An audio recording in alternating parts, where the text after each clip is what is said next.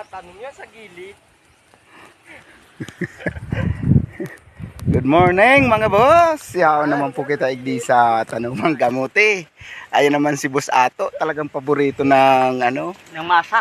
ng masang para tanom. Ayan na si Boss Ato.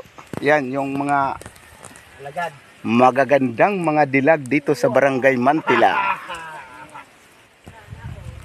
Para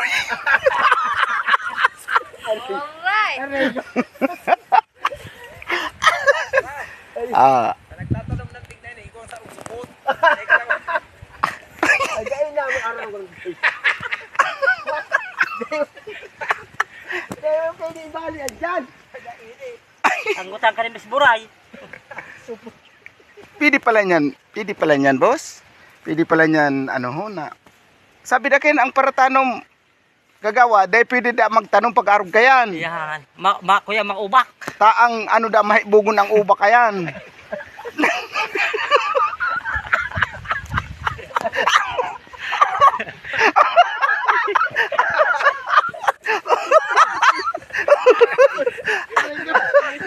Hindi natin atikay ka mapatamuti.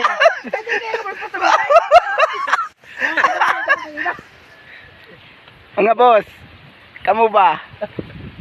Tubod ka mo? Ano sa inyo mga kuya Na sa pag dyan? pag aturi mahibog ang balat kang kamote. May wako minsan. May wako minsan dyan. Grabe man kayo na si Kagawad. Uga daig din paratanom igdi sa gulping ining paratanom. Sa araw ko si Sai. Almost ano ni ay nasa 12 persona. Uga po daig ding supot. Pero dami po aram kun si Isay. Pero sabi ko nga ni, dahil pagpatanom mo tamahibog ang ubak kang ano, kamuti, kuta. Pero nangangay po man mga boss. Si Bartano. Si para ayan mga boss sila. Oh. Saka may guson pa lang kay Dani, sabi ni Kagawa. Ano sa ko ho? Ho!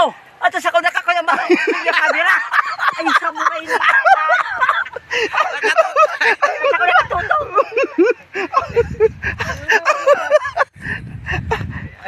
Pangatawanan mo na. Ay hanip yan. May guson pa lang po kaya Dani. Ining taong arog kay ni, ining mayo dang putol na ugat. Sabi ni Mr. Kagawad yan ha. Ni igdi sa Barangay Mantila. Alright. Iwa ko minsan. Ayan po. Ayan, ang dami nilang manananim ng kamuti. Yan talaga po ang pinaka ano dito sa amin. Pinaka source income dito sa pagtatanim ng kamuti.